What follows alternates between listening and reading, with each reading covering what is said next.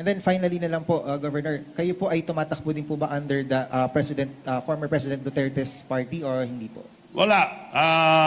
Pasalamat ako kay President Duterte dahil in-endorse ako. At si Presidente Marcos, tinulungan ko. Ang plano lang niya noon, Vice President. Ako nagsabi na Presidente i-file. Pero pag-file si Sara, dahil napakalakas ni Sara, bababa ka, I'll have the leverage to talk to Sara na maging Vice President ka, protected ka na, hindi ka naman dadaya. Tinulungan ko si President Marcos, hindi pa ko in-endorse ko. In-endorse ako, pasalamat kay President Marcos. Kung hindi niya ko in-endorse, salamat pa rin. Sir.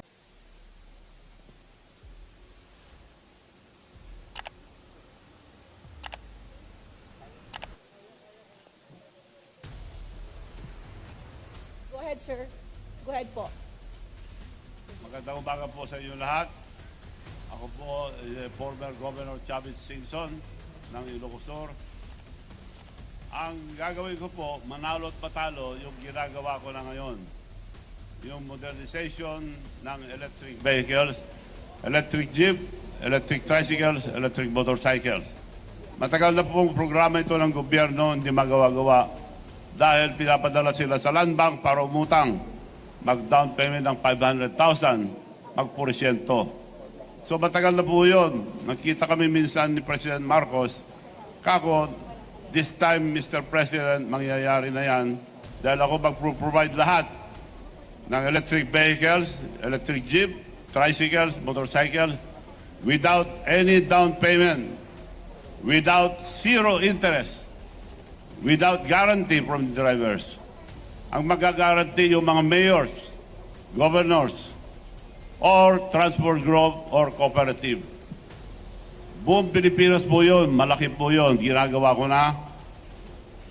Parating na yung factory ko galing sa Korea, worth 500 million. At mag-uumpisa na po kami by December, latest January. Mass production na po kami. Quality dahil Korean technology, pero dito gagawin. Ang body, manipis po na bakal, pero hindi ginakalawang. So na-check na po lahat yan. Yung prototype ng dalawa nandito na, ginagamit na ngayon yung mga transport group. At nagpunta mga transport group sa bahay, sabi ko, hanapin nyo muna yung pinakamura para hindi nyo ko mabintangan na nagdedegosyo dahil tulong ko lang lahat to sa ating mga drivers na walang sasakyan para sa mga mahihirap. So nagharap po sila sa China, Korea, Philippines, pinakamura po 3 million. Kako, para tunay na tulong gagawin ko, ibibigay ko lang sa inyo 1.2. More than one half ang hinati ko. 1.2. Buong Pilipinas po yun. At may dagdag pa doon yung card na ginagawa na namin. Meron kaming card na ginagawa sa aming bayan na kung anong bayad nila, yun ang card nila. Etong card na ito, international, worldwide, dahil Visa card. Narbacan card. Lahat ng bayan magkakaroon. Ang buong Pilipinas, mamimigay kami libre with bank account, credit card na as a debit card. Okay. So, ito po, gawa-gawa lang namin pero maandar. So, yun po gagawin ko, manalo at matalo, para matulungan ang ating kababayan o lahat ng ating bansa dahil andar ang ekonomiya natin pag nasa bangko ang pera. Ang pera, mga tao ngayon, karamihan, nasa unan lang, tinatago kung saan tinatago. Pag nawala, away. Pag hawak-hawak, may taya sabong, nawala na. So, makakatulong po ito, ginagawa ko na, gagawin ko, at mas marami akong magagawa, mas madali ko magawa kung ako ihalal na senador. Okay. Maraming salamat, sir. Salamat po. Yeah. Tanong po sa media number 1. Melanie. Mean, I'm sorry, Net 25. Miss Mean. Sir, good morning po. Tatakbo kayo under ng what party po? Administration din? Independent, pero ang partido ko, LL. Ano po yun, sir? Lakas loob. Sir, doon sa binabanggit nyo kanina yung mga programa, sino pong transport group yung direkta makikinabang doon sa lahat ng transport group, yung Magnificent Seven at mga buses, lahat ng drivers, nagpunta na po lahat sa bahay at magpipirma na kami dahil mass production na po kami. Lahat ng transport group, no exception, the whole country, nakipag-usap na po sila sa akin. Michael Rogas. Michael Rogas po, from Radyo Pilipinas. Saan po ninyo kukunin yung pong pondo para po sa sinasabi po ninyong programa na pagbibigay ng jeepney modernization at hindi ho ba kayo malulugi sa kaning gawin po ninyo ito? Saan ko kukunin? Apo. Ako nang bahala doon, sagot ko yun. Isa lang salita ko, gagawin ko. Hindi ho ba kayo malulugi, Gob? Kung Lugi. Malulugi ako ron. Hindi ako baling malugi basta para sa masa, para sa ating bansa. Kagaya ng ginawa ko Miss Universe. Lugi, sabi niya. Kinuha ko, lugi. Pero maganda sa ating bansa. It was considered as the most successful Miss Universe ever in the entire world. So binibigay sa akin ng Miss Universe anytime. Gawin ko raw, wala nang down payment, wala nang may discount pa. So yun ang nangyari. The best Miss Universe ever. Walang nakakuha po sa Pilipinas ever. Not even the government. Nagawa ko po yun. Last question po. Meron din po kayong digital bank.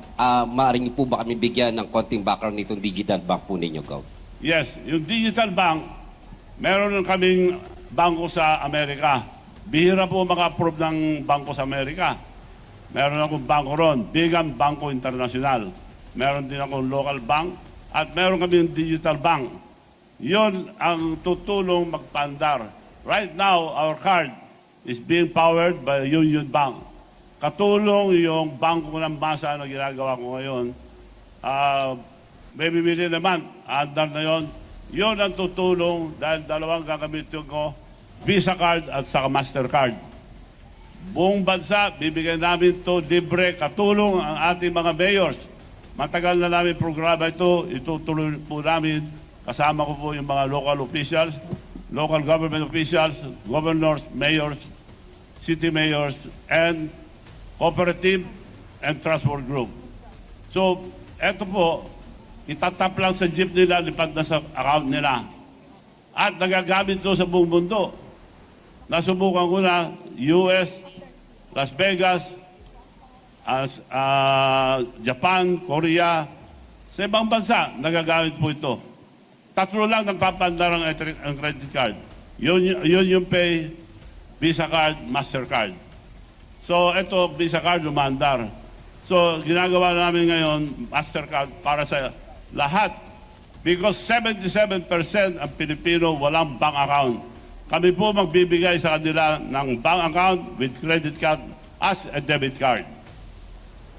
Okay, Mon Galvez, TV5. Good morning, Mon Gualvez po sa TV5. Sir, just to clarify, kasi sabi nyo nga po kanina, lakas ng loob lang talaga yung pinangahawakan nyo po ngayon. Pero you're saying na ang pinupush nyo po talaga is yung PUV modernization, which is in line sa administration po na plano. Hindi ho ba kayo na-consult or paano ho ba? Hindi pa nagkaroon ng pag-uusap na maisama ho kayo sa line-up po ng administration? At saka bakit po talaga tinuloy niyo po ang pagtakbo pa sa Senado? Ayaw ko po kumandidato noon. Dami nagtatanong dahil sa ginagawa ko ng matagal ito. Bakit hindi kayo tumakbo? Hindi lang ako dahil kontento na ako. Dahil aming probinsya, nag-umpisa ko ang governor, kami ang pinakamahirap. Malit lang ang probinsya namin. Ngayon po, kami ang ikalimang pinakamayaman na probinsya sa buong Pilipinas. Kami po ang pinakagulo ng araw, the most notorious. We are considered as a warlord country. Now, we are the most peaceful. So, kontento na po ako, tumutulong na lang sa labas. Kaya ito na ang ginagawa ko ngayon, puro tulong, lalong-lalo na sa ating mga kababayan na mahirap. Dito, malaking magagawa ito, lalong-lalo na sa mga overseas workers. Hindi na sila lalabas pa pupunta sa bangko. Sa telepono lang at sa itong card na ito, makapagpapadala sila ng pera, diretsyo sa mga mag-anak. Hindi na mawawala. Malaking tulong sa overseas workers natin ito. At sa lahat. Okay. Jean, philstar.com.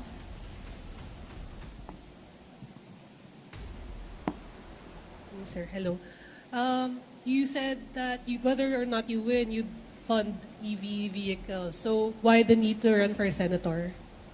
Ma'am, what's it again? Can you repeat, ma'am? Why the need to run for senator? Kasi whether or not you win, you'll fund yung mga electronic vehicles. So bakit kailangan niyo pa po tumakbo? Bakit ako tumakbo? Para mas madali gawin ang aking mga ginagawang pagtulong sa taong masa dahil punong-puno pa rin tayo ng red tape. Ma-red tape pa rin, ang hirap gawin. Yun lang ginagawa ko na pamimigay ng jeep. Ang daming dinadaanan. Dadaan sa DOST, dadaan kung saan-saan. Mahirap po. Kung nasa Senado ko, mapapabilis ang pagtulong ko sa taong bayan, lalong-lalo na sa mga mahirap. Nico Bagsik, Teleradio. Good morning po, Governor Chavit. Sir, na-mention niyo po, nakausap niyo po yung Magnificent Seven po na transport group po, no? How about po yung Piston at saka yung Manibela? Kasi sila po yung against po dito sa jeepney modernization program. Nagpunta na po sila sa aking bahay. Kasama po sila lahat. Walang humindi. Ang babang presyo, lugi ako ron. Billions ang lugi ko ron. So, pumayag po sila. Ang ayaw ang iba, yung consolidation. Kinukuha yung prangkisa nila at sinasabi kung saan sila bibiyahe. As far as the modernization program is concerned, payag lahat po sila. And then, Governor, na-mention niyo po na yung mga prototypes po ay galing po sa Korea po, ano? Hindi po ba maapektuhan nito yung mga local producers po natin ng mga sasakyan po katulad ng Saraw? Hindi po. Dinala ko na rito. Dito ko gagawin. Dito factory. Kung gusto nila tumulong, sila mag-supply. Kung mapapantayan nila yung pagtulong na ginawa ko. Makakatulong sila kung mag-supply sila ng mga parts. Pero kung makipag-compete sila, okay lang. Sila lang gumawa. Dahil hinati ko yung presyo, lugi ako ron. And then finally na lang po, Governor, kayo po ay tumatakbo din po ba under the former President Duterte's party or hindi po? Wala. Pasalamat ako kay President Duterte dahil in-endorse ako. At si Presidente Marcos, tinulungan ko. Ang plano lang niya noon, Vice President. Ako nagsabi na Presidente i-file. Pero pag-file si Sara, dahil napakalakas ni Sara, bababa ka, I'll have the leverage to talk to Sara na maging Vice President ka, protected ka na, hindi ka na madadaya. Tinulungan ko si President Marcos, hindi pa ako in-endorse ko. I-endorse ako, pasalamat kay President Marcos. Kung hindi niya ako i-endorse, salamat pa rin. Sir, Mr. Governor, tapos na po yung 2 minutes natin. Maraming salamat po sa inyo Thank lahat. you. Okay. Sir, tatanong na po. Cheryl. Okay na po.